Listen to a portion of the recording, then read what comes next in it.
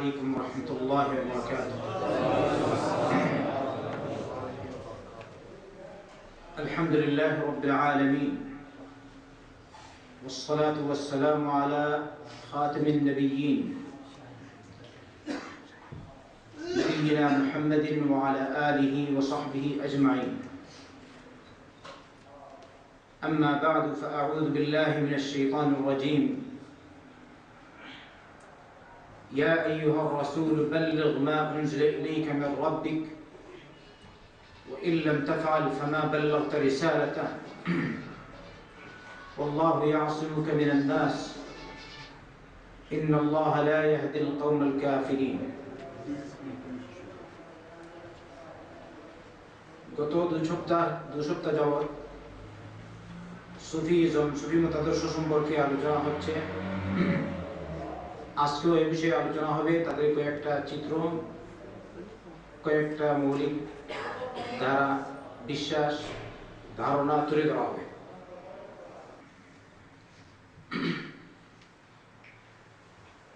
সুফিদের একটা আকীদা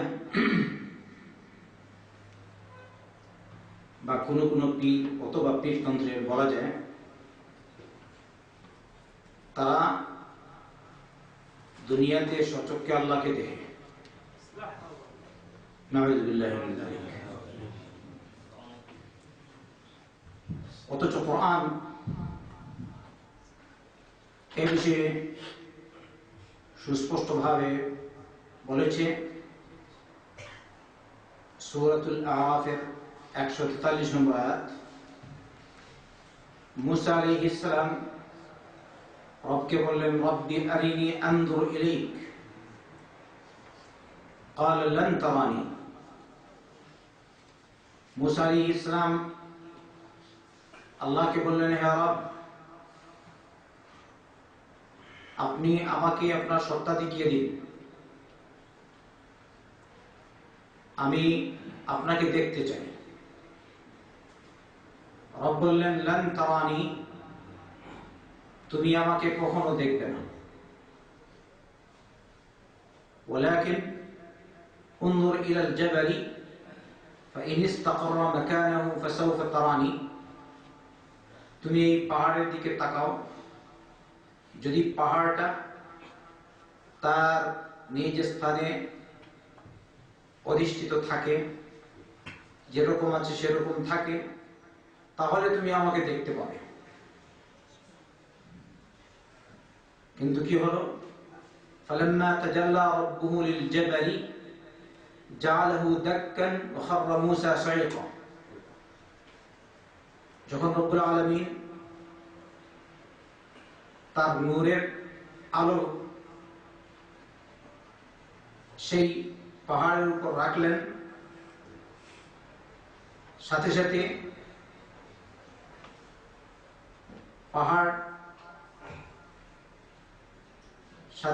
পাহাড় চূর্ণ বিচূর্ণ হয়ে গেল। এবারে মূসা আলাইহিস সালাম এই দৃশ্য দেখে তিনি বেহুশ হয়ে পড়লেন, বেহুশ হয়ে পড়ে গেলেন। সুবহানাল্লাহ।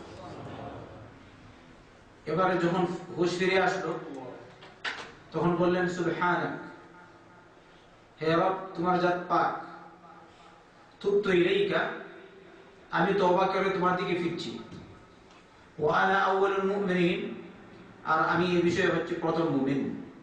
তার মানে তোমার সত্তার উপর আমি পরিপূর্ণ বিশ্বাস রাখি, আর এও বিশ্বাস রাখি পৃথিবীতে সচক্ষে তোমাকে কেউ দেখতে পাবে না। সুবহানাল্লাহ। কিন্তু আমাদের পীরদের, বাংলাদেশের পীরদেরও সবার না হলেও কিছু সংখ্যক পীরের এরকম আকীদা, সরাসরি তারা আল্লাহকে দেখতে পায় ওই তাদের হিসাব মোতাবেক। এজন্য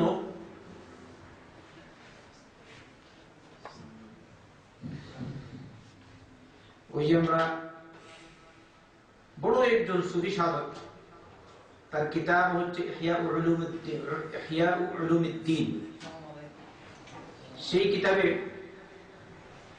তিনি একটি কিচ্ছা উল্লেখ করেছেন। বলছেন আবু তুরাব একদিন বললেন, অর্থাৎ তার এক সাথীকে বললেন, লাউ রাআইতা আবা ইয়াজিদ, যদি তুমি আবু ইয়াজিদকে দেখতে পারতে, ওই যে তারা বায়াজিদ বায়াজিদ বলে, ওই বায়াজিদ সম্ভবত এই হবে। তখন তার সাথী তাকে বললেন, ইন্নী আনহু মাশগুল, আমি ওকে কি রকম দেখবো, আমি ব্যস্ত। কিরকম বলছেন, অর্থাৎ একে দেখার প্রয়োজন নেই, কারণ আমি আল্লাহকে দেখেছি। قد رأيت الله تعالى فأغناني عن أبي يزيد, আমি আল্লাহ তাআলাকে দেখেছি, এবারে তিনি আমাকে আবু ইয়াজিদকে দেখা থেকে অমুকাবিকে বানিয়ে দিয়েছেন, ওর দেখার আর প্রয়োজন নেই। ওই বায়াজিদ যাকে বলেন আপনারা। قال أبو تراب ويلك تغتر بالله عز وجل لو رأيت أبا يزيد البسطامي مرة واحدة كان أنفع لك من أن ترى الله 70 مرة نعوذ بالله من ذلك। তো আবু তুরাব ওকে বললেন, তার সাদিককে, তার কথা মোতাবেক, ঠিক তুমি আল্লাহকে দেখে ধোঁকায় পড়ে গেছো। যদি তুমি বায়াজিদ বুস্তামিকে একবার দেখে নিতে, তাহলে আল্লাহকে 70 বার দেখা থেকে আরো উত্তম হতো তোমার জন্য।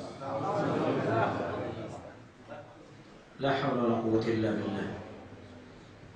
এই যে কিতাব থেকে আমি দর্শ পেশ করছি, এটি হচ্ছে মজমুআতুর রাসাইল আত-তাওজিহাত আল-ইসলামিyyah লিইসলাহ আল-ফরদ ওয়াল মুজতামা নামক কিতাব।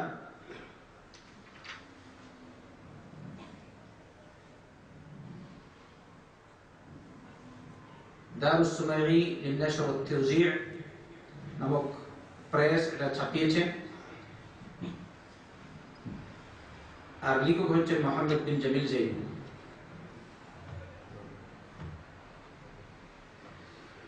এবার আপনি খেয়াল করুন ব্যাপারটা কি বলছে সে। আস্তাগফিরুল্লাহ, আবু ইয়াজিদ বুস্তামি বা বায়াজিদ বুস্তামিকে একবার দেখা আল্লাহকে 70 বার দেখা থেকে উত্তম।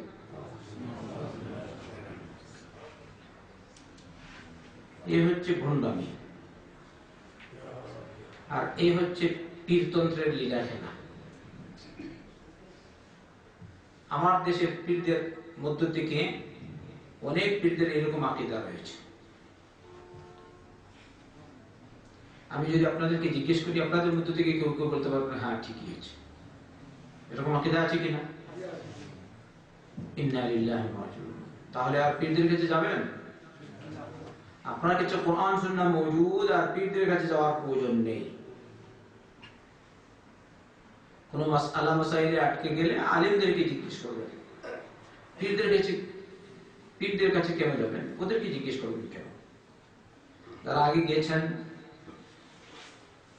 বুঝেননি, এখন তওবা করুন, আল্লাহর দিকে রুজু করুন, আল্লাহ মাফ করবে ইনশাআল্লাহ।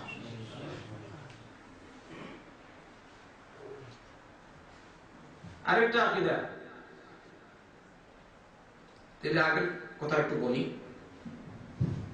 মুসা আলাইহিস সালাম রব্বুল আলামিনকে সরাসরি দেখতে পাননি পৃথিবীতে, অথচ মুসা আলাইহিস সালামের সাথে রব্বুল আলামিন কথা বলেছেন।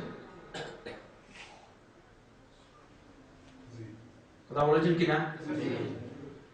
ওয়াকাল্লামাল্লাহু মুসা তাকলিমা, মুসার সাথে আল্লাহ পাক পরিষ্কার ভাষায় কথা বলেছেন। সুবহানাল্লাহ।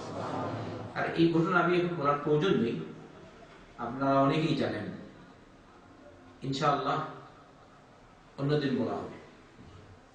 তাই মুসা আলাইহিস সালাম আল্লাহর এত বড় জলিলুল কদর নবী রাসূল, সেই মুসা আলাইহিস সালাম আল্লাহকে দেখতে পাননি। আর তাদের পীর ফকিররা ওরা বলে আল্লাহকে আমরা সরাসরি দেখতে পাই। আর এখানে তো এটা তো বললো তার বায়াজিদ বুস্তামিকে একবার দেখা আল্লাহকে 70 বার দেখাতে বলতো। তাহলে কোন পর্যায়ের ভণ্ডামি হচ্ছে এটা?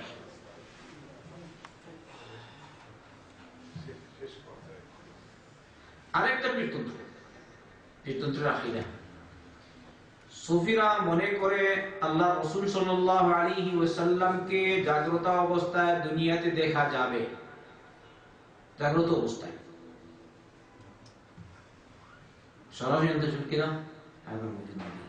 সাল্লাল্লাহু আলাইহি ওয়াসাল্লাম যেরকম আপনারা শুনেছেন কিনা? ওই কোন এক পীর বা ভণ্ড বলেছে, আমার কাছে যদি কেউ আসে, আমার সান্নিধ্যে এক সপ্তাহ থাকে, তাহলে সে সরাসরি জাগ্রত অবস্থায় আল্লাহ রাসূল সাল্লাল্লাহু আলাইহি ওয়াসাল্লামকে দেখবে। তার কাছে এক সপ্তাহ থাকলে আর কি, তার মুরিদ হয়ে নবীকে সরাসরি সে দেখিয়ে দিবে জাগ্রত অবস্থায়। আসলে নবীকে দেখাবে না, দেখাবে কাকে? শয়তানকে। শয়তানকে দেখাবে, আর সে মনে করছে নবীকে দেখেছে সাল্লাল্লাহু আলাইহি ওয়াসাল্লাম।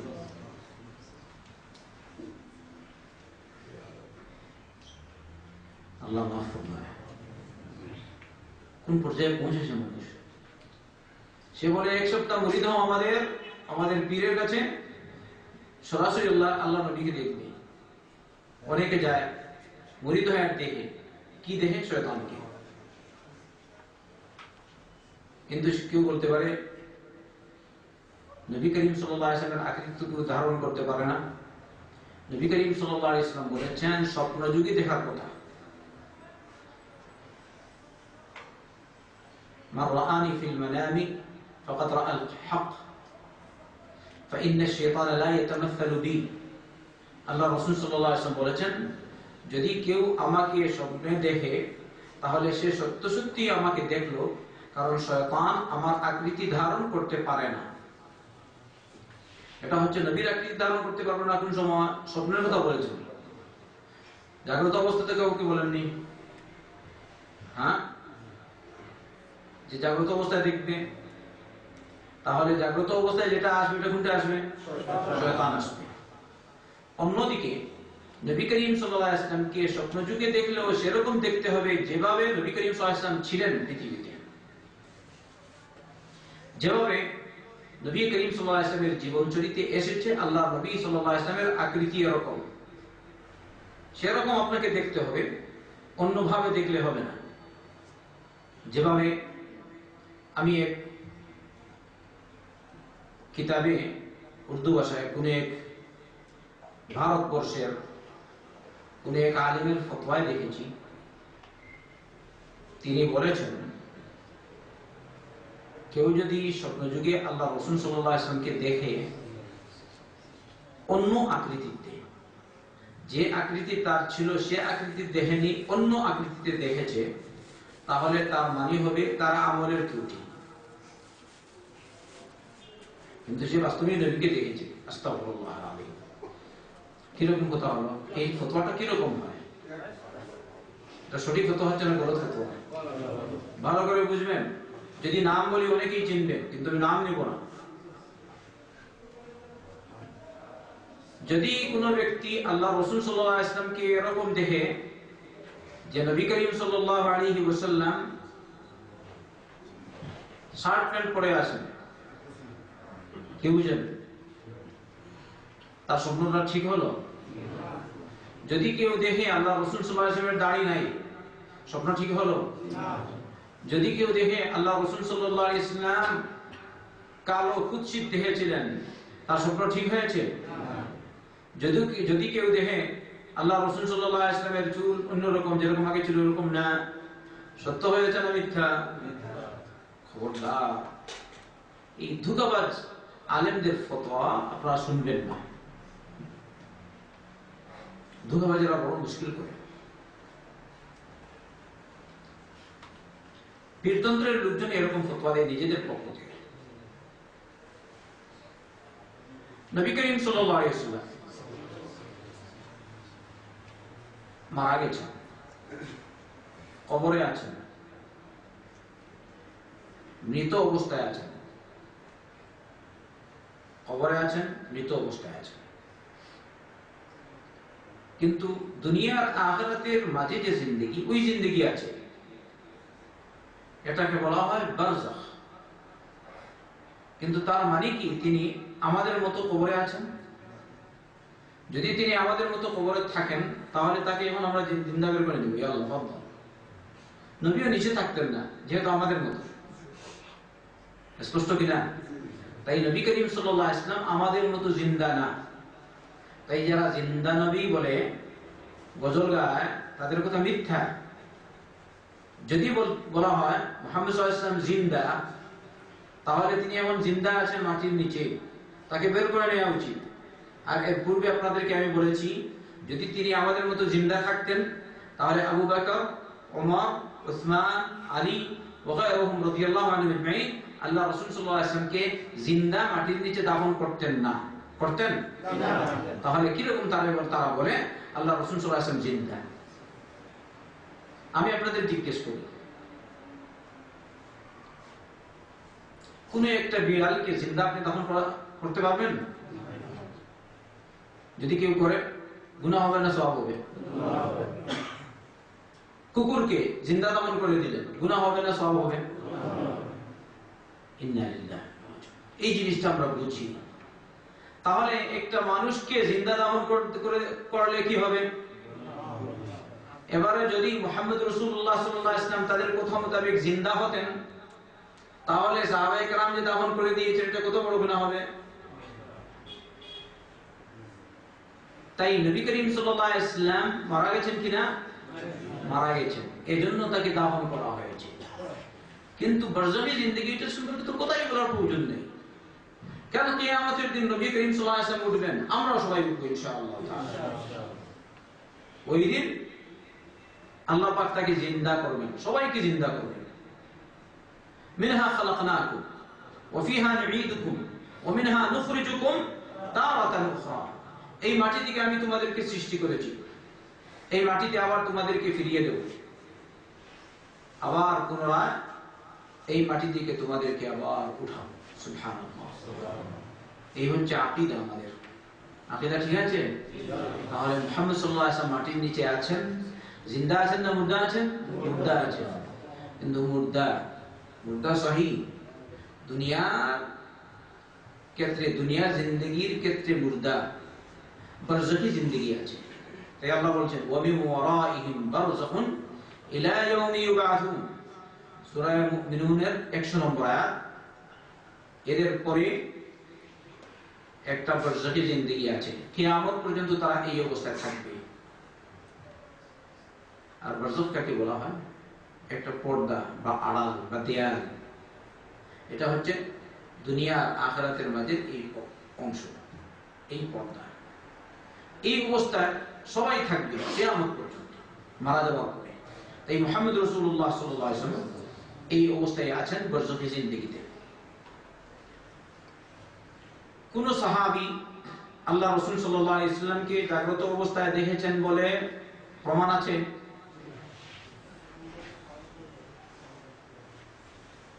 নাই। অথচ সাহাবায়ে কেরাম রাদিয়াল্লাহু আনহুম হচ্ছেন শ্রেষ্ঠ উম্মতের এই উম্মতের মধ্যে। কিন্তু সাহাবায়ে কেরাম রাদিয়াল্লাহু আনহুম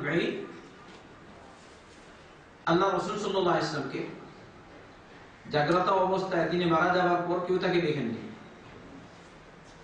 অথবা সাহাবায়ে কেরাম রাদিয়াল্লাহু আনহুম দূরে আছেন, নবী জিন্দা, এমন অবস্থায় তারা জাগ্রত অবস্থায় তাকে দেখেননি। দেখেছেন? আচ্ছা, আরেকটা জিন্দা প্রমাণ এর আপনারা সবাই জানেন, ওয়াইস আল কারনি। জানেন কিচ্ছু? ওয়াইস আল কারনি শুনেছেন? ওয়াইস আল কারনি আল্লাহ রাসূল সাল্লাল্লাহু আলাইহি ওয়াসাল্লামের জামানায় তিনি ছিলেন, ইসলাম কবুল করেছেন। কারণের ইয়ামানের লোক, কিন্তু তিনি তার মায়ের খেদমতে ব্যস্ত ছিলেন। এজন্য তিনি সশরীরে নবী করিম সাল্লাল্লাহু আলাইহি ওয়াসাল্লামের সাথে সাক্ষাৎ করতে পারেননি। ওয়াইস আল কারনি। তাই তাকে সাহাবী বলা হচ্ছে না। তিনি ওই জামানায় মওজুদ, নবী করিম সাল্লাল্লাহু আলাইহি ওয়াসাল্লামকে এসে সরাসরি দেখেননি, ওখানে আছেন। স্বপ্নযুগে দেখেছেন বলে তার কোনো প্রমাণ নাই। স্বপ্নযুগে দেখতে পারেন, সেটা আরেক কথা, কিন্তু প্রমাণ নাই। তিনি জিন্দা ছিলেন, নবী করিম সাল্লাল্লাহু আলাইহি ওয়াসাল্লাম জিন্দা, ওয়াইস আল কারনিও জিন্দা। কিন্তু ওয়াইসুল কারনী আল্লাহ রাসূল সাল্লাল্লাহু আলাইহি ওয়াসাল্লামের সাক্ষাৎ করতে পারেননি, এজন্য তিনি সাহাবী হননি। কথা বুঝেছেন? এটা আপনারা জানেন, প্রসিদ্ধ মুসলিম শরীফের হাদিস। রিয়াজ সালিহিন বর্ণনা আছে, রিয়াজ সালিহিন। এবারে তারা ওয়াইসুল কারনী যিনি জিন্দা ছিলেন, ঈমান এনেছিলেন আল্লাহ রাসূল সাল্লাল্লাহু আলাইহি ওয়াসাল্লামের উপর,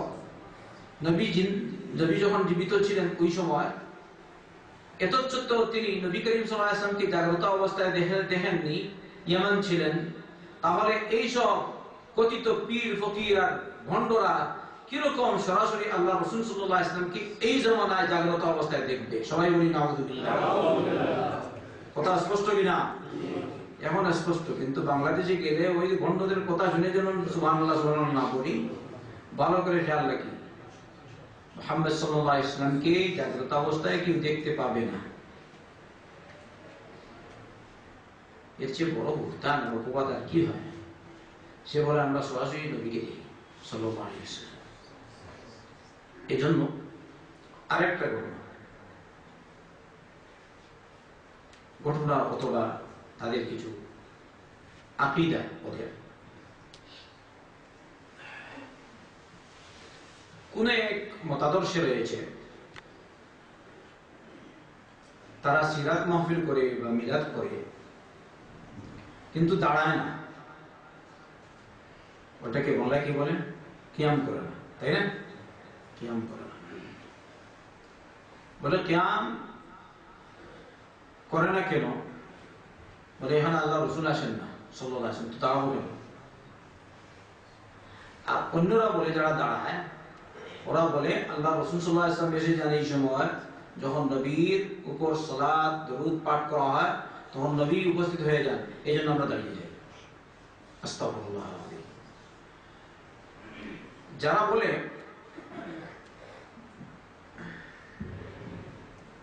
নবী আসেন না, এদের পীর একজন ছিলেন, ইনি ছিলেন মুহাজির মক্কি। তার সম্পর্কে তারা বলেন, ওরাই বলেন, এই মুতাদর্শের লোক, যে মুহাজির মক্কি এরকম তিনি দাঁড়িয়ে যেতেন। তাকে বলা হয় আপনি দাঁড়াচ্ছেন কেন? তিনি বলছেন আমি নবীকে দেখছি, জন্য দাঁড়িয়ে গেছি। তার এক মুরিদ, তিনি বলছেন এরকম দাঁড়ানো বিদআত, ফতোয়া বিদআত। কিন্তু তাকে বলা হলো তোমার পীর তো এরকম করেন। তিনি বলেন পীরের জন্য এটা জায়েজ আছে, কারণ পীর সরাসরি নবীকে দেখতে পান। যদি তার চোখ হয় তাহলে তুমিও দাঁড়াতে পারো, কিন্তু তুমি তোমার চোখ এরকম কিরকম তার চোখ হবে, অতএব তুমি তার এরকম তার মতো দাঁড়াতে পারো না। নাউযুবিল্লাহ।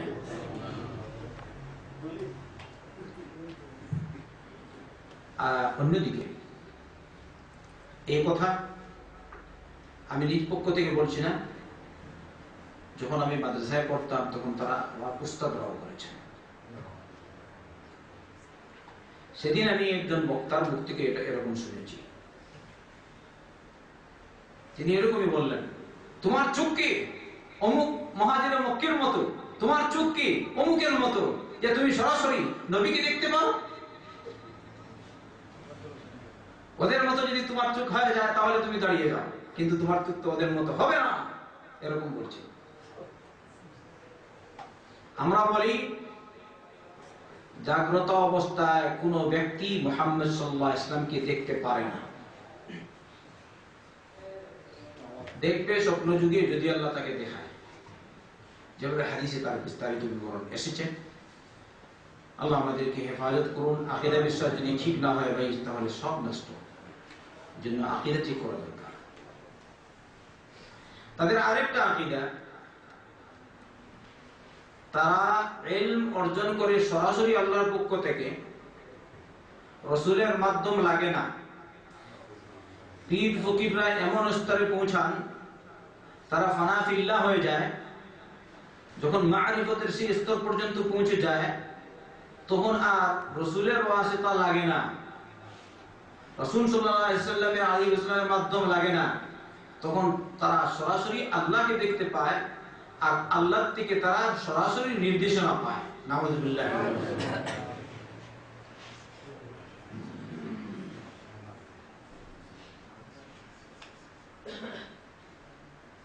এজন্য তারা কেউ কেউ বলে হাদাদানি কলবি আন রব্বি, আমার মন আমার রবের পক্ষ থেকে বলছে। নাই, রাসূলের প্রয়োজন নেই, রবের পক্ষ থেকে বলছে।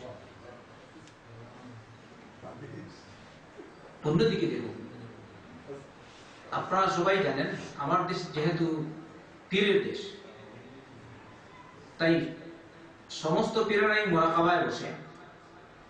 মুরাকাবায় বসতে বসতে পরবর্তীতে হয়ে যায় মুশাহাদা। মুশাহাদা স্তর মানে কি? সরাসরি সে আল্লাহকে দেখতে পায়, এই জন্য বলা হয় মুশাহাদা। আরবিতে শাহাদতু ফুলানান, তার মানে হচ্ছে আমি অমুককে দেখেছি। মুশাহাদা কাকে বলে? সরাসরি দেখা। তারাও স্তরে পৌঁছায় পীরেরা, মুরাকাবা করতে করতে গিয়ে সরাসরি আল্লাহকে দেখে। ইন্না লিল্লাহি ওয়া ইন্না ইলাইহি রাজিউন। মুমিনিন, মুসলমানেরা কাল কিয়ামতের দিন রব্বুল আলামিনকে সচক্ষে দেখবেন। বলুন ইনশাআল্লাহ। এটা কোরআনে কারীমে মওজুদ। সূরাতুল কিয়ামা 29 নম্বর পারা আল্লাহ বলেন, ওয়াজুহু ইয়াওমা ইযিন নাযিরাতুন ইলা রাব্বিহা নাযিরা। কাল কিয়ামতের দিন কিছু সংখ্যক চেহারা, মুখমণ্ডল এমন হবে যাদের চেহারা হবে সজীব,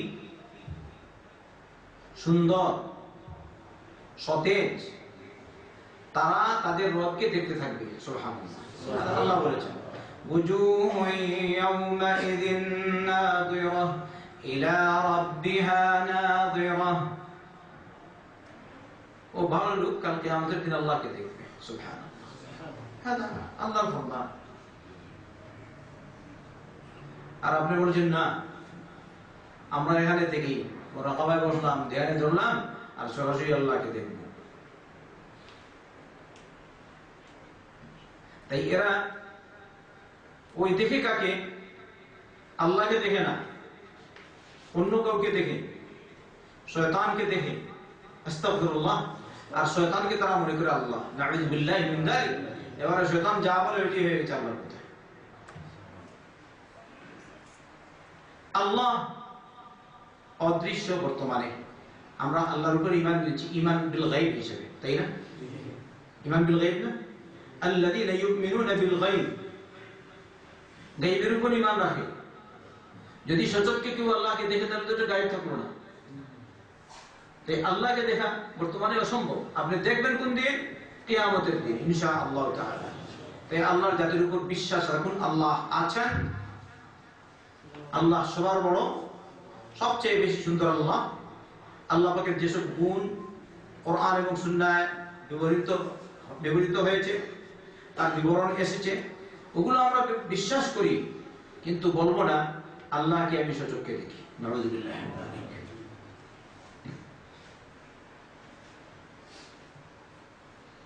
আচ্ছা, ওরা যে বলে ওরা রাসূল ছাড়াই ওরা আল্লাহর পক্ষ থেকে নির্দেশ পায়, এই কথা তারা কোথায় পেল? কোরআনে আছে, নবীর সুন্নায় আছে। কারণ আল্লাহর যে দ্বীন, এই দ্বীন আল্লাহ পরিপূর্ণ করেছেন মুহাম্মদ রাসূলুল্লাহ সাল্লাল্লাহু আলাইহি ওয়াসাল্লামের মাধ্যমে। আল্লাহ বলেছেন, আল-ইয়াওমা আকমালতু লাকুম দীনাকুম ওয়া আতমামতু আলাইকুম নি'মাতি ওয়া রাদিতু লাকুমুল ইসলাম দীনা। আজকে আমি তোমাদের দ্বীনকে তোমাদের জন্য পরিপূর্ণ করে দিলাম, আমার নিয়ামত পরিপূর্ণ করে দিলাম, আর ইসলাম ধর্মকে আমি তোমাদের জন্য মনোনীত করলাম। এটা আল্লাহর বাণী সুবহানাহু ওয়া তাআলা। তাহলে দ্বীন এই ইসলাম ছাড়া যে কোনো কথা কেউ বলবে তা হবে বাতিল। যদি এরকম কোনো উক্তি থাকতো যে মুহাম্মদ সাল্লাল্লাহু আলাইহি ওয়াসাল্লাম চলে যাওয়ার পর পীর মাশায়েখ, কথিত পীররা আসবে, ফকিরেরা আসবে, দরবেশেরা আসবে, আর ওরা সরাসরি আল্লাহকে দেখবে, এ কথা কি কোরআনে থাকতো না? নবীর সুন্নাহ থাকতো না। অথচ রব্বুল আলামিন মুহাম্মদ রাসূলুল্লাহ সাল্লাল্লাহু আলাইহি ওয়াসাল্লামকে বলেছেন, ইয়া আইয়ুহার রাসূল বাল্লিগ মা উনজিলা ইলাইকা মির রাব্বিক, হে রাসূল তোমার প্রতি তোমার রবের পক্ষ থেকে যা কিছু নাযিল হয়েছে তুমি তা পরিপূর্ণ রূপে তোমার উম্মত পর্যন্ত পৌঁছিয়ে দাও। সুবহানাল্লাহ। আচ্ছা, নবী করিম সাল্লাল্লাহু আলাইহি ওয়াসাল্লামের নির্দেশ না, আল্লাহর নির্দেশ নবী করিম সাল্লাল্লাহু আলাইহি ওয়াসাল্লাম পরিপূর্ণ রূপে পালন করেছেন কিনা আমাদের বিশ্বাস আছে? নবী পরিপূর্ণ রূপে দ্বীন হক আমাদের কাছে পৌঁছিয়ে গেছেন, বিশ্বাস আছে? যা কিছু নবীর উপর নাযিল হয়েছিল তা পরিপূর্ণ রূপে তিনি তার উম্মতের কাছে পৌঁছে গেছেন। এটা হক, সত্য, বিশ্বাস আছে। যদি বিশ্বাস না থাকে তাহলে হবে কি রাসূল সাল্লাল্লাহু আলাইহি ওয়াসাল্লাম রিসালাতের দায়িত্ব পরিপূর্ণ রূপে আদায় করেননি। আবার আল্লাহ সামনে বলেছেন, ইয়া আইয়ুহার রাসূল বাল্লিগ মা উনজিলা ইলাইকা মির রাব্বিক ওয়া ইন লাম তাফআল ফামা বাল্লাগতা রিসালাতা। রাসূল তোমার প্রতি তোমার রবের পক্ষ থেকে যা নাযিল হয়েছে তা পরিপূর্ণ রূপে তুমি পৌঁছিয়ে দাও। যদি তুমি তা না করো তাহলে তুমি রিসালাতের দায়িত্ব আদায় করলে না। আল্লাহ নিজেই বলেছে, ওয়া ইন লাম তাফআল ফামা বাল্লাগতা রিসালাতা। তাহলে কি বোঝা গেল? রাসূল আমাদের পর্যন্ত পরিপূর্ণ রূপে দ্বীন হক পৌঁছিয়ে গেছেন, এর মধ্যে বিন্দুমাত্র ত্রুটি তিনি করেননি। তাই কারো যদি আকীদা হয় নবী করিম সাল্লাল্লাহু আলাইহি ওয়াসাল্লাম ত্রুটি করেছেন, তাহলে সে নবী করিম সাল্লাল্লাহু আলাইহি ওয়াসাল্লামের উপর মিথ্যা অপবাদ দিল, আর নবীর উপর মিথ্যা অপবাদ দিল, তার মানে আল্লাহর উপর সে মিথ্যা অপবাদ দিল। তাই আমাদের আকীদা নবী করিম সাল্লাল্লাহু আলাইহি ওয়াসাল্লাম পরিপূর্ণ রূপে দ্বীন হক কোরআনে কারীম যা তার উপর ফরজ ছিল পৌঁছানো, তা পরিপূর্ণ রূপে আমাদের পর্যন্ত পৌঁছিয়েছেন। তাই তিনি যখন এরকম বলেননি যে পরবর্তীতে পীর সাহেবরা আসবেন আর সরাসরি আল্লাহকে দেখবে, এরকম যেহেতু বলেননি, তাই বোঝা গেল কেউ যদি বলে আমি আল্লাহকে দেখছি সরাসরি, এই আকীদা, এই দাবি তার কি হবে? মিথ্যা হবে, সত্য হবে না। ঠিক আছে? মুসলমানেরা কাল কিয়ামতের দিন আল্লাহকে দেখবে, আমরা দেখব আল্লাহকে ইনশাআল্লাহ। আবার তারা বলতে বলতে কি বলে, আমার বাবা আমাকে বলেছে, হাদিস কি কোই জরুরত নেই, হ্যাঁ কোরআনের জরুরত নাই, সরাসরি আল্লাহর পক্ষ থেকে পেয়ে গেছি। কিরকম বর্ণ? ইন্না লিল্লাহি ওয়া ইন্না ইলাইহি রাজিউন। আচ্ছা, আবার আপনারা শুনেছেন অমুক ইমাম সাহেব নাকি 99 বার আল্লাহকে দেখেছেন, শুনেছেন? আরেকজন বলে আমি 101 বার দেখেছি আল্লাহকে। আরেকটা বলে, এক পীর বলে আমি যতক্ষণ পর্যন্ত কাবা শরীফ না দেখি সচক্ষে ততক্ষণ পর্যন্ত আল্লাহু আকবার বলি না। ও দ্বিতীয়টা বলে, হায় রে হায়, তুমি তো এখনো জমিনেই রয়ে গেলে, আমি যতক্ষণ পর্যন্ত ওই আল্লাহর আরশ দেখি না ততক্ষণ পর্যন্ত আল্লাহু আকবার বলি না।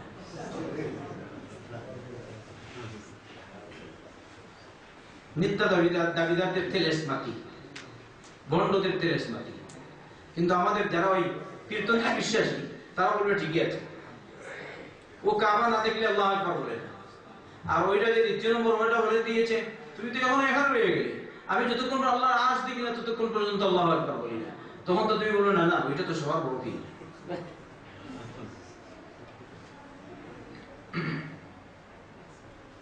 তাই আমাদের আকীদা ইখওয়ান, আমার ভাইরা, মুমিনিনগণ পৃথিবীতে সচক্ষে আল্লাহকে দেখবে না। আল্লাহকে কোথায় দেখবে? কাল কিয়ামতের দিন সচক্ষে রব্বুল আলামিনকে দেখবে। জান্নাতে যখন যাবে সচক্ষে আল্লাহকে দেখবে। আল্লাহর কাছে দোয়া করি, আল্লাহ আমাদেরকে তোমার দিদার নসিব করো কিয়ামতের দিন, জান্নাতে যেন আমরা তোমাকে দেখতে পাই সেই তৌফিক দাও। এইটা আকীদা সহিহ। কিন্তু আপনি বললেন না আমি দুনিয়াতেই দেখতে পাই, হ্যাঁ বোঝা গেল তুমি মুসা আলাইহিস সালাম থেকে আরো বড়। এমনকি সঠিক উক্তি হচ্ছে মুহাম্মদ রাসূলুল্লাহ সাল্লাল্লাহু আলাইহি ওয়াসাল্লাম মেরাজে গিয়েও তিনি রব্বুল আলামিনকে দেখেননি। এটা হচ্ছে সঠিক উক্তি। এ বিষয়ে আলোচনা শুনবেন আপনারা মুসলিম শরীফের 10 থেকে ইনশাআল্লাহ তাআলা। সুফিদের আরেকটা কাজ দেখুন, সুফিরা মিলাদ মাহফিল এর অনুষ্ঠান করেন, নবী করিম সাল্লাল্লাহু আলাইহি ওয়াসাল্লামের উপর দরুদ পড়ার জন্য মজলিসের আয়োজন করেন। এই মিলাদ মাহফিলের আয়োজন করা এটা তারা নিজেদের পক্ষ থেকে করেন, অতএব এটা বিদআত। আর আরেকটা হচ্ছে তারা নিজেরা এই মাহফিলে বিভিন্ন রকমের কার্যক্রম করেন যেগুলো নবী করিম সাল্লাল্লাহু আলাইহি ওয়াসাল্লামের নির্দেশ বিরোধী, নবী করিম সাল্লাল্লাহু আলাইহি ওয়াসাল্লামের তরিকা বিরোধী। এর মধ্যে থেকে জুড়ে জুড়ে জিকির করেন একসাথে সমস্বরে মিলে, করে কিনা? জুড়ে জুড়ে জিকির একসাথে সমস্বরে মিলে, তারানা পাঠ করবেন একসাথে সমস্বরে মিলে।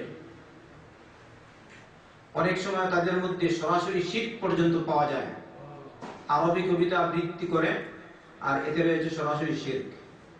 যেমন এখানে উল্লেখ করছেন মোহাম্মদ বিন জামিল জৈনু বলেন, আমি দেখলাম এদেরকে তারা বলছে ওই তাদের মিলাদ মাহফিলে আল্লাহ রাসূল সাল্লাল্লাহু আলাইহি ওয়াসাল্লামকে সম্বোধন করে বলছে আল মাদাদ ইয়া আরিদাল জাহিল মাদাদ ওয়া ইয়া মুফিদান নূরি আলাল ওয়ুজুদি আল মাদাদ ইয়া রাসূলুল্লাহ ফাররিজ কারবানা মা রাআকাল কারবু ইল্লা ওয়াশা। নাউযু বিল্লাহি মিন যালিক। এটা ঠিক না? বলছে হে সম্মানিত প্রশস্ত সম্মানের অধিকারী, তোমার থেকে আমরা সাহায্য চাই, অর্থাৎ নবী করিম সাল্লাল্লাহু আলাইহি ওয়াসাল্লামের কাছে সাহায্য চাইছি ওই মিলাদ মাহফিলে বসে। বলছে সৃষ্টির মধ্যে আলো বিচ্ছুরণকারী তোমার কাছ থেকে আমরা সাহায্য চাই, অর্থাৎ সৃষ্টির মধ্যে আলো বিচ্ছুরণকারীকে মুহাম্মদ সাল্লাল্লাহু আলাইহি ওয়াসাল্লাম, আল্লাহ। আচ্ছা, আর মদত দানকারী কে? আল্লাহ না মুহাম্মদ সাল্লাল্লাহু আলাইহি ওয়াসাল্লাম। আরেকটা সামনে বলছেন ইয়া রাসূলুল্লাহ ফাররিজ কারবানা, হে আল্লাহর রাসূল আমাদের বিপদ দূর করে দাও।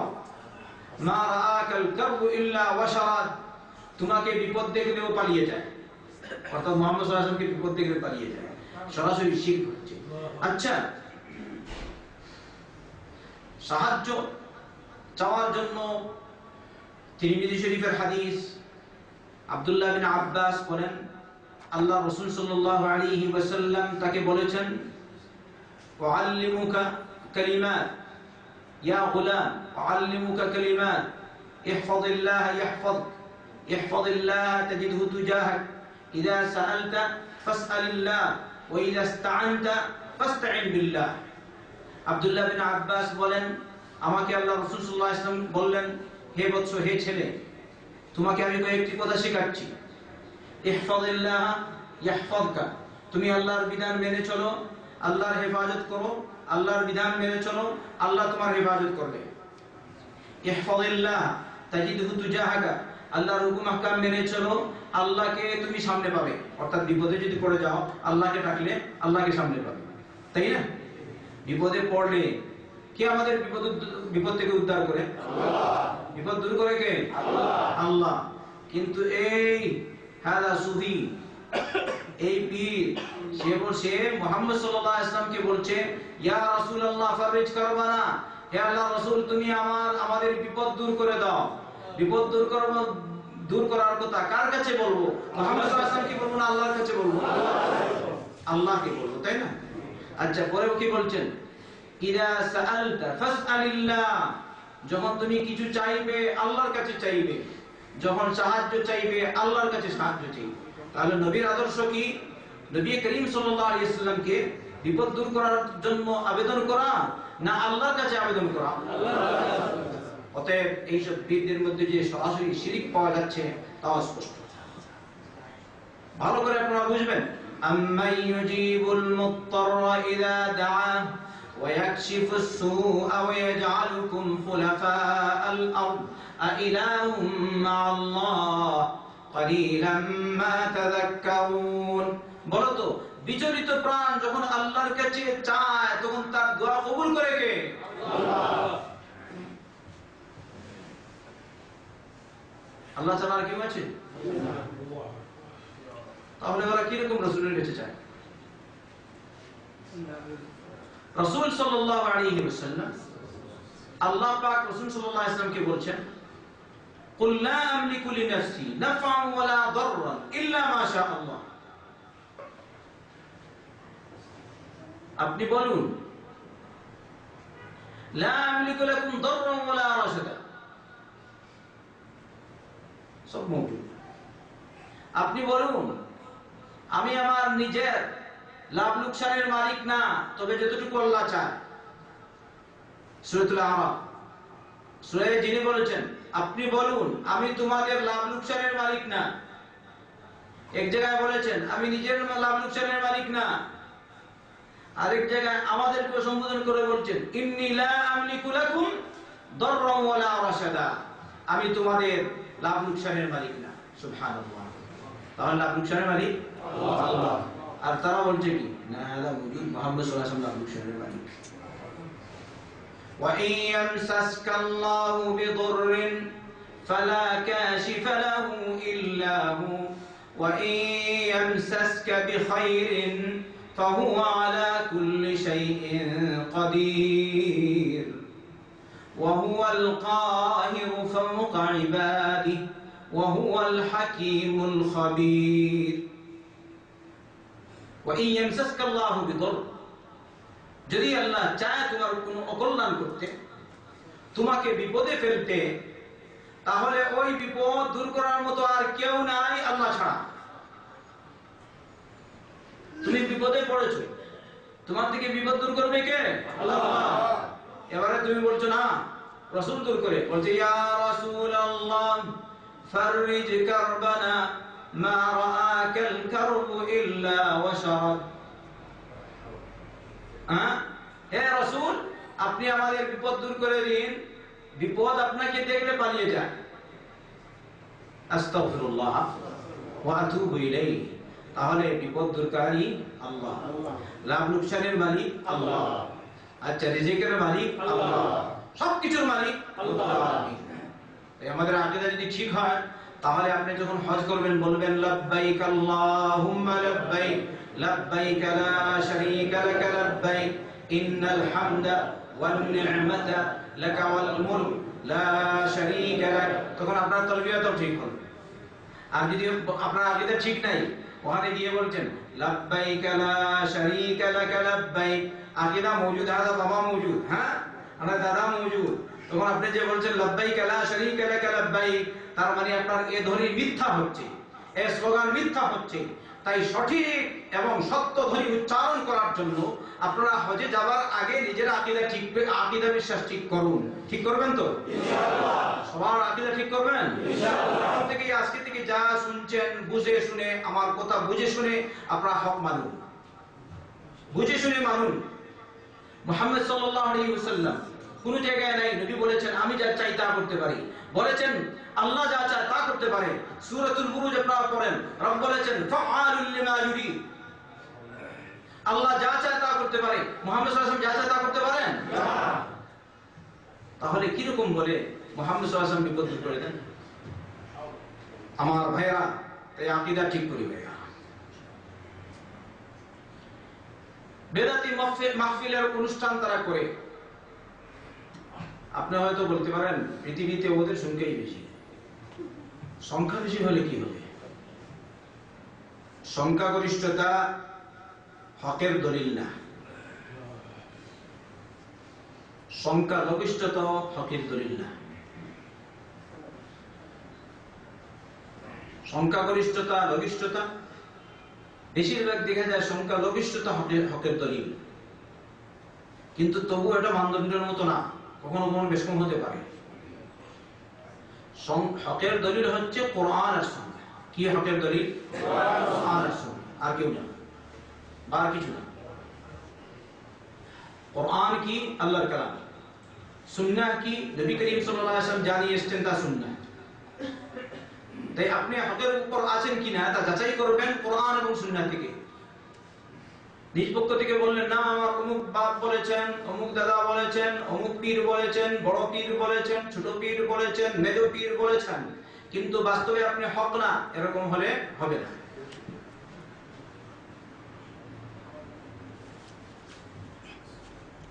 আল্লাহ আমাদেরকে হিদায়াত দান করুন। আমিন।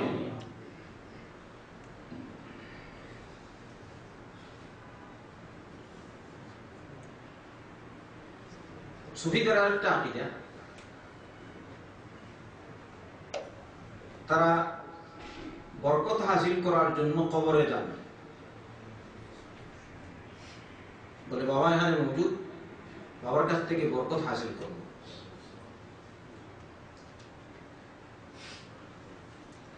আমি আপনাদেরকে বলি, আপনারা মুনাফিক, আপনাদের মধ্যে থেকে কেউ যেন মুনাফিক থাকে না। কি বলেন? আসলে এখানে এক মন আর বাইরে গিয়ে আরেক মন। ভালো করে বোঝার জন্য আসবেন, হক জানার জন্য আসবেন, হক কবুল করবেন। এরকম যেন না হয় এখানে কি বলা হচ্ছে বাইরে গিয়ে প্রচার করা, উপপ্রচার। হক জানবেন আর আমল করবেন। তাই মজলিসে বসলে মজলিসেরও আদব রক্ষা করে চলবেন, বুঝছেন? মজলিসের আদব আছে, মানুষকে ডিঙ্গিয়ে বা এমন কাজ করতে নেই যাতে মজলিসে যারা বসে আছেন তাদের অসুবিধা হয়। যে যেখানে জায়গা পেয়েছে ওখানে বসবে, মজলিস যেখানে শেষ ওখানে বসবে, নাই ওই রাস্তায় বসবে, কিন্তু মানুষকে ডিঙ্গিয়ে আসবে না। আল্লাহর নির্দেশ কোরআনে কারীমে সূরাতুল মুজাদালা, ইযা ক্বিলা লাকুম তাফাসসাহু ফিল মাজালিস ফাফসাহু ইয়াফসাহিল্লাহু লাকুম। যখন তোমাদেরকে বলা হয় জায়গা প্রশস্ত করবে, জায়গা প্রশস্ত করবে, কিন্তু রব বলেননি ডিঙ্গিয়ে আসবে। এক সাহাবী খুতবা চলাকালে ডিঙ্গিয়ে আসছিলেন। ওই সাহাবীকে আল্লাহ রাসূল সাল্লাল্লাহু আলাইহি ওয়াসাল্লাম বললেন, ইজলিস ফাকাদ আলাইতা, তুমি বসো, মানুষকে কষ্ট দিচ্ছ। তাই কষ্ট হবে কয়েক প্রকার। এক প্রকার, যে আলোচনা করবে, আপনি যদি এরকম চলাফেরা করেন তাহলে যে আলোচক তার অসুবিধা হবে, কি বলবে কিনা, ব্যাঘাত করবে, ব্যাঘাত করবে কিনা। আর এটি তো আলোচকের উপর নির্ভর করে আলোচনা। এখন আপনি এসে এরকম এরকম করছেন তো কিরকম হবে? খবরদার বেয়াদবি করবেন না। বিশেষ করে যারা পুরাতন, যে যত পুরাতন বুঝে শুনে চলবে। বরকত, কবর থেকে বরকত, কবর থেকে বরকত নেয়ার জন্য দূর দূরান্ত থেকে যারা যায়, আবার কারো কারো বিশ্বাস অমুক বাবার কবর সংলগ্ন মসজিদে গিয়ে সালাত পড়লে সালাতটা কবুল হবে বেশি, তাই ওখানে গিয়ে সালাত পড়ে। ইন্না লিল্লাহি ওয়া ইন্না ইলাইহি রাজিউন। অন্যদিকে কোন কোন স্থানে আছে কবরের চতুর্দিকে তওয়াফ করা হয়, বাবার উদ্দেশ্যে জবাই করা হয়। আল্লাহ রাসূল সাল্লাল্লাহু আলাইহি ওয়াসাল্লাম বলেছেন, শাদ্দুর রিহাল ইল্লা ইলা থালাথাতি মাসাজিদ, আল মাসজিদুল হারাম ওয়া মাসজিদি হাযা ওয়াল মাসজিদুল আকসা। বুখারী মুসলিমের হাদিস। তোমরা যানবাহন বাঁধবে না। আগের জমানায় যানবাহন বাঁধা হতো, তাই না? যেমন উটকে সাজানো হতো, বাঁধা হতো, তার উপর কেজাওয়া রাখা হতো। এই জন্য বলেছেন লা তুশাদ্দুর রিহাল, যানবাহন বাঁধবে না, কেজাওয়া বাঁধবে না, তবে তিন মসজিদের জন্য। আল মসজিদুল হারাম, মসজিদে হারাম, আরেকটা মসজিদে হাযা, রাসূল করিম সাল্লাল্লাহু আলাইহি ওয়াসাল্লামের মসজিদ, আর আরেকটা মসজিদে আকসা। এই তিন মসজিদের জিয়ারতের উদ্দেশ্যে, এই তিন মসজিদের ভ্রমণের উদ্দেশ্যে, এই তিন জায়গায় দেখার উদ্দেশ্যে যেতে পারো, এটা হচ্ছে ইবাদত। আপনি গেলেন মসজিদ নবী দেখার জন্য, ইবাদত। মসজিদে আকসা দেখার জন্য যাচ্ছেন, এটা কি? ইবাদত। মসজিদে হারাম, কাবা শরীফ দেখার জন্য যাচ্ছেন, ইবাদত। কিন্তু এছাড়া অন্য কোন জায়গার উদ্দেশ্যে ইবাদত মনে করে যাওয়া ঠিক না। আপনারা নবী করিম সাল্লাল্লাহু আলাইহি ওয়াসাল্লামের মসজিদের জিয়ারত একটা সিডি আছে আমার পূর্বে, তা দেখতে পাবেন, বিশদ আলোচনা আছে। কিন্তু সুফিদের আকীদা, বাবার কবরে যত যাব, আন্তর্জাতিক একটা প্রতিষ্ঠান রয়েছে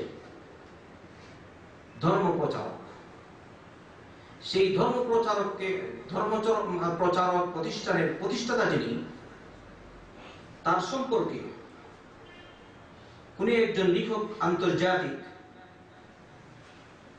এই লেখক মালিক ফয়সাল অ্যাওয়ার্ডও পেয়েছেন। মালিক ফয়সাল অ্যাওয়ার্ড তিনি পেয়েছেন। তার একটা লেখা বই আছে, ওই ধর্ম প্রচারক প্রতিষ্ঠানের প্রতিষ্ঠাতা যিনি, তার সম্পর্কে। তিনি এক কবরে যেতেন, তার উস্তাদের কবরে গিয়ে তিনি চারজানু হয়ে বসে, চারজানু আমরা বুঝি তো, হ্যাঁ, চারজানু হয়ে বসে এরকম তিনি ধ্যানে বসে থাকতেন। আমি কিতাবের নাম নিচ্ছি না, ওই যে বুঝে সে বুঝতে পারবে, আর যার জানা আছে সে বুঝতে পারবে। ওখানে গিয়ে তিনি বসে থাকতেন। তার ছাত্ররা তারা উল্লেখ করছেন, তিনি ফার্সি পড়াতেন। ফার্সি ছাত্ররা এসে তাকে জিজ্ঞেস করত, উনি একটা শব্দের অর্থ, তিনি তখন ধ্যানে বসে আছেন বাবার কবরের উদ্দেশ্যে, তাই কথা বলছেন না। ছাত্র যে শব্দ সম্পর্কে জিজ্ঞেস করলো, ওইটা যদি সঠিক হতো তো বলতেন এরকম সঠিক, আর যদি অঠিক হতো বলতেন না। কথা বলছেন? সঠিক যদি হয় তাহলে বলতেন কি সঠিক, আর যদি সঠিক না হয় তাহলে বলতেন না। ইন্না লিল্লাহি ওয়া ইন্না ইলাইহি রাজিউন। হাদা কবর থেকে সে ফয়েজ হাসিল করছে, কবরের ধ্যান করছে, বলছে কবরের মাধ্যমে আমি ফয়েজ পাবো আল্লাহর পক্ষ থেকে। রব কি কোথাও বলেছেন কবরের মাধ্যমে ফয়েজ দিবেন? না, রব বলছেন তোমরা আমাকে ডাকো। রব বলেছে উদউনি আস্তাজিব লাকুম, তোমরা আমাকে ডাকো, আমি তোমাদের ডাক শুনবো, আমি তোমাদের দোয়া কবুল করব। এটা রবের ফরমান। রব বলেছে সূরা বাকারা, ওয়া ইযা সাআলাকা ইবাদি আন্নী ফাইন্নী করিব উজিবু দাওয়াতাদ দাঈ ইযা দাআনি ফালইস্তাজিবু লি ওয়াল ইউমিনু বি লাআল্লাহুম ইয়ারশুদুন। আমার বান্দারা যদি আপনাকে জিজ্ঞেস করে তাহলে আপনি তাদেরকে জানিয়ে দিন আমি তাদের কাছেই আছি। সুবহানাল্লাহ। আল্লাহ আরশে মুআল্লা থেকেও কাছে। আমরা আমাদের কথা যতটুকু শুনি এর থেকে আরো ভালো শুনেন, আমাদের থেকে আরো ভালো শুনেন কে? আল্লাহ রাব্বুল আলামিন। তাই তিনি কাছে না? এই হচ্ছে কাছে। কাছে থাকা আরেক কথা, আর সর্ব জায়গায় বিরাজমান থাকা আরেক কথা। পার্থক্য বুঝবেন আপনারা। গুণগতভাবে রব্বুল আলামিন আমাদের সাথে আছে, কাছে আছে, কিন্তু এটা যেন না বলে বাতাসের মতো ধাক্কা দিচ্ছি, না, এটা ঠিক না। রব বলছেন আমার বান্দারা আমার সম্পর্কে জিজ্ঞেস করে আপনি বলুন আমি কাছে। কিরকম কাছে? উজিবু দাওয়াতাদ দাঈ ইযা দাআন, যখন দোয়াকারী আমাকে দোয়া করে, আমার কাছে দোয়া করে, আমি তার দোয়া কবুল করি। সুবহানাল্লাহ। আচ্ছা, এই জায়গায় কি আল্লাহ বললেন কবরে যাবে বাবার ওসিলা নিয়ে, কবরের ওসিলা নিয়ে যদি আমার কাছে দোয়া করে তাহলে আমি দোয়া কবুল করব না কবুল করব না, এরকম বলেছেন? না, বলেছেন সরাসরি চাইতে বলেছেন, নবীর তরিকায় চাইতে সাল্লাল্লাহু আলাইহি ওয়াসাল্লাম।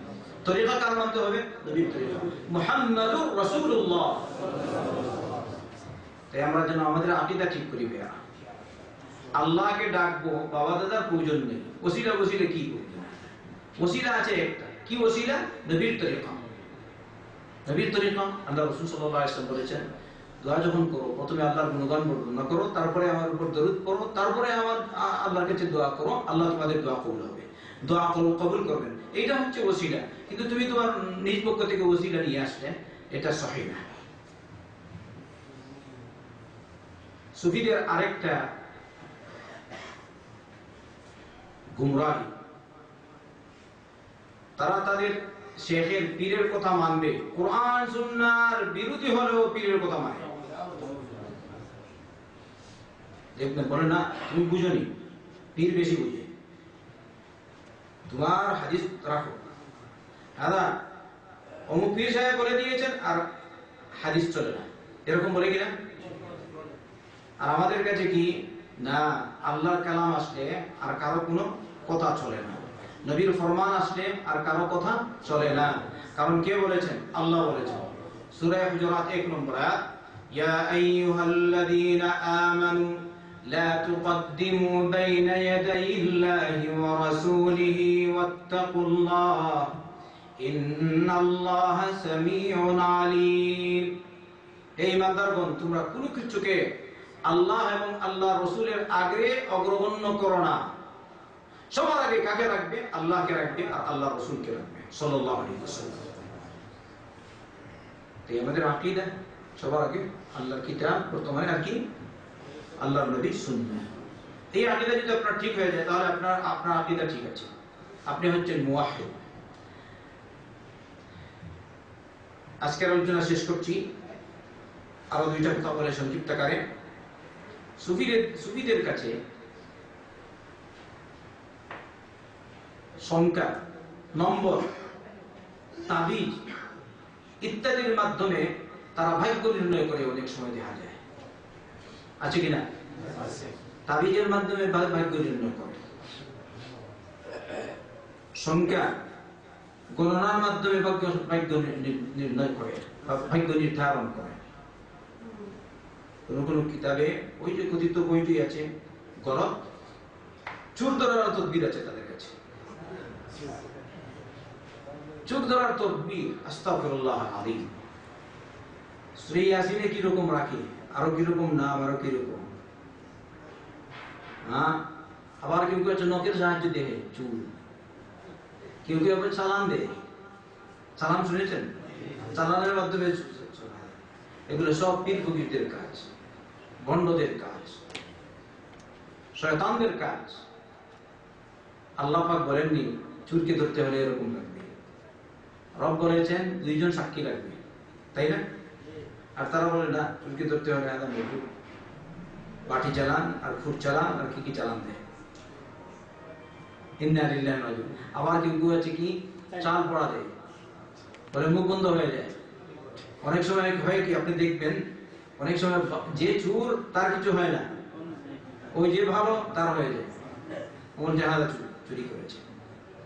আচ্ছা, কেউ কেউ আছে চুরি আসলে তো বললাম না, কোরআনে কারীম রাখে একটা বাটির উপর, বদনার উপর, তারপরে এটা, তারপরে আস্তে আস্তে করে কয়েকটা লোক মানে নিজেদের পক্ষ থেকে নাম চয়ন করলো, অমুক অমুক অমুক, পরে বস হঠাৎ করে ওটা বাটিটা ধরতে লাগলো, বলবে হাত আছে।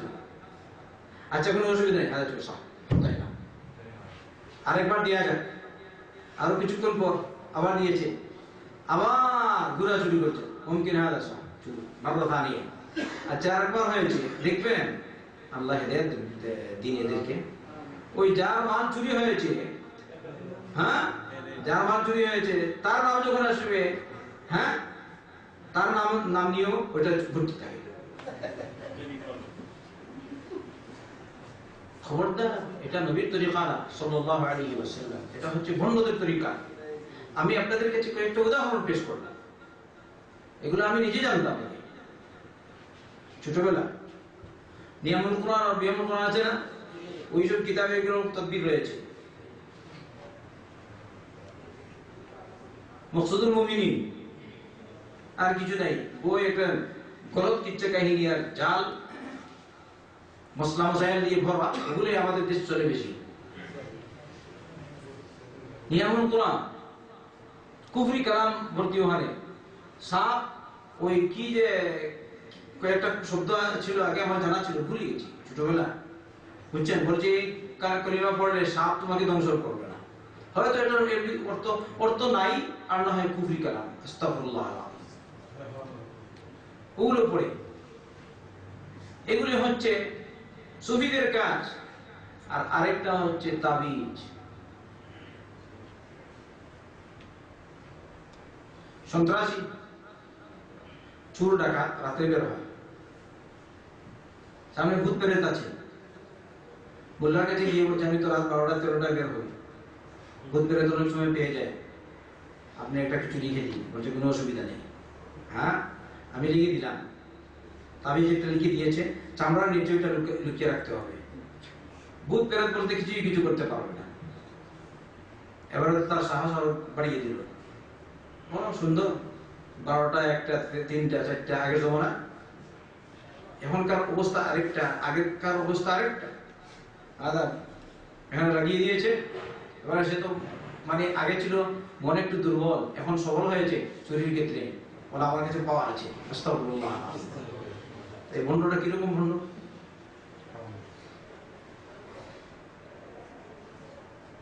কলেরা রোগের চিকিৎসা, কলেরা বলছে তাবিজ মজুদ, তাবিজ আছে, আমার এই তাবিজটা নিয়ে যাও, এই বাড়িতে করোনা রোগ দেখা দিয়েছে, কালকে থেকে আর নেই। আল্লাহ আকীদা বিশেষ কোন জায়গায়? তাবিজের কাছে। আল্লাহর আকীদা, আল্লাহর উপর আকীদা নেই, আল্লাহর উপর বিশ্বাস নেই, মওজুদ তাবিজ। কি বলেন? এরকম আকীদা রেখে এইসব তাবিজ আর তেলেসমাতি এগুলো করা কি জায়েজ হবে? লাভ লোকসানের মালিক তাবিজ আর বাবা। আর এরা যে সহযোগিতা করছে এই চোর আর ডাকাতদের, এক্ষেত্রেও আরেকটা মানে একটা আকীদাগত দিক দিয়ে গুনাহ হচ্ছে, অন্যদিকে খারাপ কাজে যে সহযোগিতা করছে এজন্য গুনাহ হচ্ছে।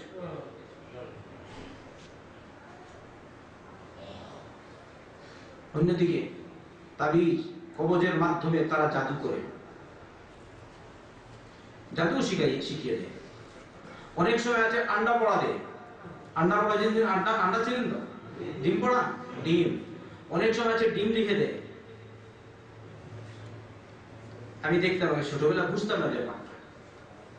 একটা রূপী তাবজাতে বললাম, আরেকজন থেকে দেখলাম কিরকম তাবিজ লিখে দিয়েছে, বলছে আগুনের চুলার নিচে এটা রাখবে। বর্তমানে আমি আমার অনুমান হচ্ছে এটা দিয়ে হয়তো কারো উপর সে জাদু করেছে, আর বলেছে যতদিন পর্যন্ত আগুনের চুলার নিচেই আন্ডা থাকবে আর এই আগুনের গরম বা উষ্ণতা এই ডিমে পড়বে, ততদিন পর্যন্ত ওর শরীর এরকম চলতে থাকবে। ইন্নালিল্লাহ। তো কি বলেন, এটা জাদু হচ্ছে না? তো বাংলাদেশের কথিত মোল্লাদের কাছে যে আমরা যাওয়া জায়েজ না, এদেরকে এসব কাজে এদের মধ্যে উৎসাহ সৃষ্টি করা তাও জায়েজ না, টাকা পয়সা দেওয়া জায়েজ না, আরেকজনের জন্য এরকম তাবিজ নিয়ে এনে দেওয়া জায়েজ না। যা করেছেন এখন থেকে আর করবেন না।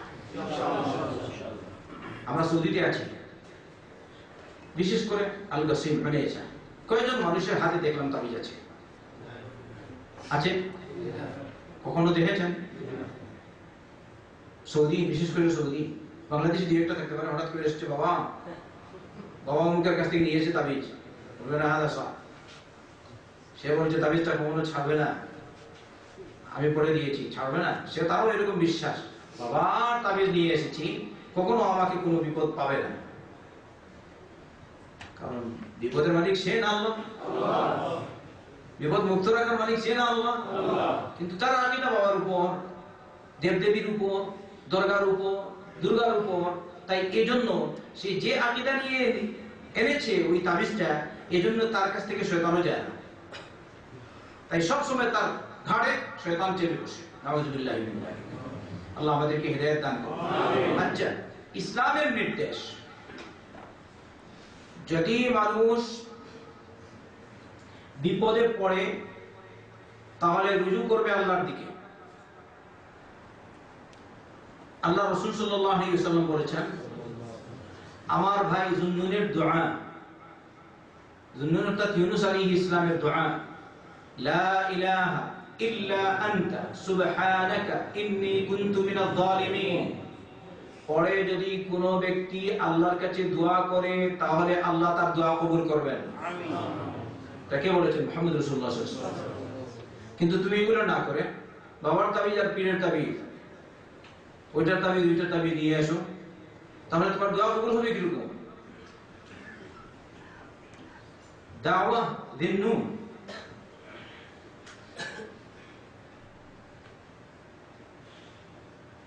এমনি ভাবে যদি কারো মধ্যে কোন রকমের সন্দেহ দেখা দেয় সামনে যে কাজ করব কিনা, তাহলে এই ক্ষেত্রে এসছে ইস্তেখারা। আপনি এক জায়গায় যাবেন, সন্দেহ জেগেছে, বা একটি কাজ করবেন, দোকানে একটা করলেন, করবো কিনা, আপনি বলবেন না বাবার কাছে যাবো, যাবো বাবা দেখিয়ে দিবে, এটা হবে না।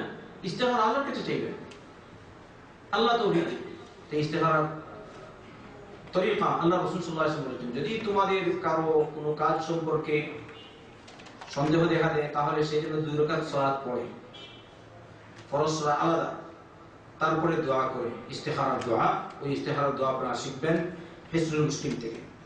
আল্লাহ আমাদেরকে হেদায়েত দান করুন। আমিন। এসব আকীদার কথা আলোচনা হলো, আমাদের আকীদা ঠিক করার তৌফিক দান করুন। আমিন। আল্লাহ তুমি আমাদেরকে maaf করো, আমাদের মা-বাবাদেরকে maaf করো, সারা দুনিয়ার মুসলমানদেরকে maaf করো, মুসলমানদেরকে কোরআন সুন্নাহর জ্ঞান অর্জন করার তৌফিক দাও, শিরক বিদআত থেকে বাঁচার তৌফিক দাও, হকের পথে আসার তৌফিক দাও। আল্লাহ তুমি আমাদেরকে তোমার নাফরমানি থেকে বাঁচার তৌফিক দাও, হক কবুল করে হক মানার তৌফিক দাও, হক প্রচার করার তৌফিক দাও। আল্লাহ আমাদেরকে হালাল কামাই করার তৌফিক দাও, আমাদের কামাইয়ের মধ্যে বরকত দাও, দুনিয়া আখিরাতের কল্যাণ দাও, জাহান্নাম থেকে নাজাত দাও, কবরের আযাব থেকে নাজাত দাও, জান্নাতুল ফিরদাউস বাসীদের অন্তর্ভুক্ত।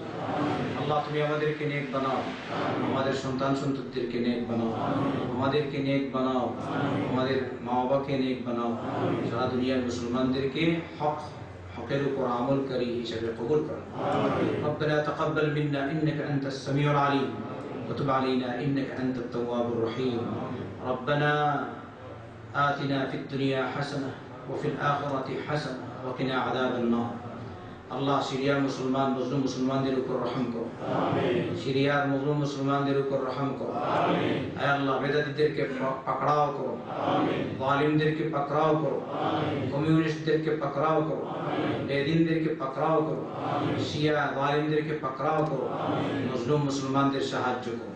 সারা দুনিয়ার মজলুম মুসলমানদের উপর রহম করো, মুসলমানদের উপর রহম করো, জালিমদেরকে পাকড়াও করো, জালিমদেরকে শায়েস্তা করো। ربنا آتنا في الدنيا حسنة وفي الآخرة حسنة وقنا عذاب النار. اللهم صل وسلم وبارك على نبينا محمد وعلى آله وصحبه أجمعين.